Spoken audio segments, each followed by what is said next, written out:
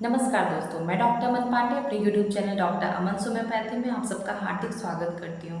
Friends, आज मैं बात करने वाली हूँ बहुत ही कॉमन प्रॉब्लम के बारे में जो आजकल हम लोग को अधिकतर लड़कियों में, महिलाओं में देखने को मिलती है, जिसका नाम है इर्रेगुलर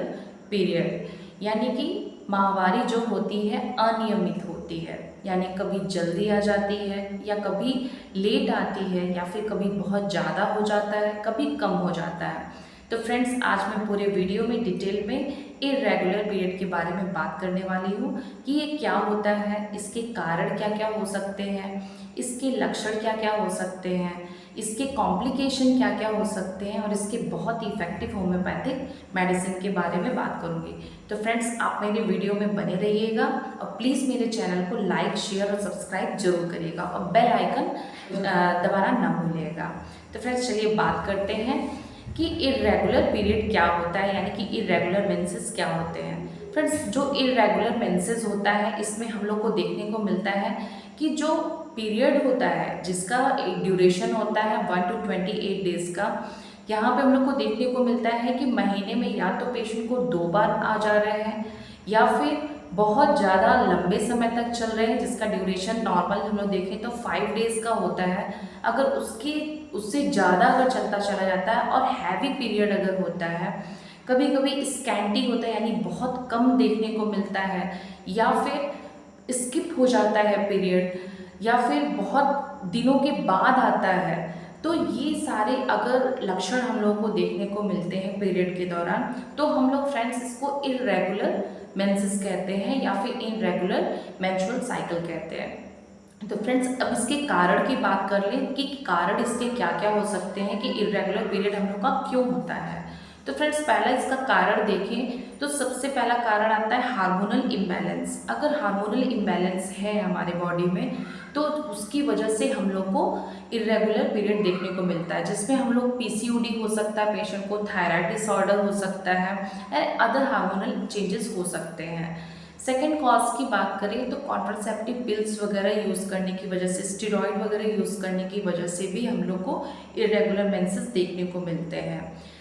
थर्ड कॉज की बात करें तो सिस्टेमिक डिसीज़ कोई अगर पेशेंट को, यानी कि डायबिटीज़ है या फिर किडनी की डिसीज़ है, ओबेसिटी है, बहुत ज़्यादा मोटापा है, तो इन सारी कंडीशन में भी हम लोग को ये लक्षण देखने को मिल सकते हैं।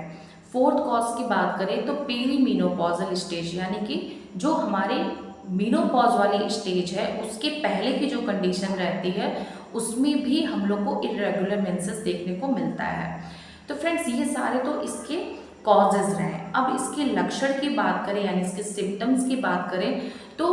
स्टार्टिंग में जो मैंने बात की थी, जैसे कभी डिलेड मेंसेस आ रहा है, कभी अर्ली आ जा रहा है, यानी कभी प्रोलॉन्ग पीरियड रहता, बहुत दिनों तक रह रहा है, या फिर बिल्कुल ही नहीं आ रहा है, स्किप हो जा रहा है पीरियड, पेट में पीरियड के दौरान बहुत ही ज़्यादा पेन हो रहा है, तो ये सारे अगर हम लोग को लक्षण देखने को मिलते हैं। साथ ही साथ फ्रेंड्स, इसके साथ जब इरेगुलर मेंसेस रहता है तो पेशेंट को बहुत ही ज़्यादा थकान भी महसूस होती है, कभी कभी बहुत ज़्यादा प्रोलॉन्ग ब्लीडिंग की वजह से अनीमिया की भी कंडीशन देखने को मिलती है। साथ ही साथ हेडेक होता है, पेशेंट बहुत ही ज़्यादा थका थका महसूस करता है, बहुत ही ज़्यादा चिड़चिड़ापन भी उसमें देखने को मिलता है बहुत। तो और साथ ही साथ फ्रेंड्स, इसके कमर में भी बहुत ज़्यादा दर्द देखने को मिलता है, हेडेक वाली समस्या देखने को मिलती है। तो फ्रेंड्स, ये सारे लक्षण अगर हम लोग को देखने को मिलते हैं तो ये इर्रेगुलर पीरियड के लक्षण हो सकते हैं। अब फ्रेंड्स, इसके कॉम्प्लिकेशन की बात करें तो कॉम्प्लिकेशन क्या क्या हम लोग को देखने को मिल सकते हैं। तो पहला कॉम्प्लिकेशन आता है कि इनफर्टिलिटी की कंडीशन हो सकती है, इंडोमेट्रियोसिस की कंडीशन हो सकती है, हाइपरप्लेसिया की कंडीशन हो सकती है, और फ्रेंड्स इसके साथ ही इसके जो पेशेंट होता है हार्मोनल इम्बैलेंस की कंडीशन भी हम लोग को देखने को मिल सकती है। तो फ्रेंड्स, ये सारे, और साथ में इसका बहुत ज़्यादा हैवी पीरियड होने की वजह से हम लोग को अनीमिया भी देखने को मिलता है। तो फ्रेंड्स, ये सारे तो इसके कॉम्प्लिकेशंस हो गए। अब फ्रेंड्स, इसके बहुत ही इफेक्टिव होम्योपैथिक ट्रीटमेंट की बात करें तो सबसे पहले मेडिसिन जो आती है वो हमारी आती है सीपिया। फ्रेंड्स, सीपिया जो मेडिसिन है ये हार्मोनल इम्बैलेंस की कंडीशन अगर हम लोग को देखने को मिलती है पेशेंट में तो उसमें इरिटेबिलिटी देखने को मिलती है। साथ ही साथ पेरीमिनोपॉजल स्टेज, यानी कि जो मिनोपॉजल वाली स्टेज है उस टाइम पे इसको बहुत ही ज़्यादा दिक्कतें अगर होती हैं, इरेगुलरिटी देखने को मिलती है, जो कि हार्मोनल चेंजेस होते हैं उस टाइम पे अगर देखने को मिलता है, पेशेंट जो रहती है बहुत ही चिड़चिड़े स्वभाव की हो जाती है, बहुत ही ज़्यादा ओवर सेंसिटिव होती है, कॉन्ट्राडिक्शन एग्रावेशन रहता है पेशेंट में, इंडिफरेंस की कंडीशन रहती है। तो फ्रेंड्स ये सारे अगर लक्षण हम लोग को देखने को मिलते हैं तो सीपिया के 30 पोटेंसी हम लोग 5-5 को सुबह दोपहर शाम देते हैं तो बहुत ही अच्छे रिजल्ट देखने को मिलते हैं। अब फ्रेंड्स बात करते हैं सेकंड मेडिसिन की। सेकंड मेडिसिन आती है अपनी पल्सेटिला नाइग्रिकन्स। फ्रेंड्स ये बहुत ही इफेक्टिव मेडिसिन होती है अगर हम लोग को जो पेशेंट आ रहा है उसका डिलेड पीरियड यानी कि बहुत दिनों तक पेशेंट का पीरियड रुक जाता है या नहीं आता है, स्कैंटी रहता है यानी बहुत कम आता है, तो अगर ऐसी पेशेंट आती है जो कि बहुत ही माइल्ड नेचर की होती है,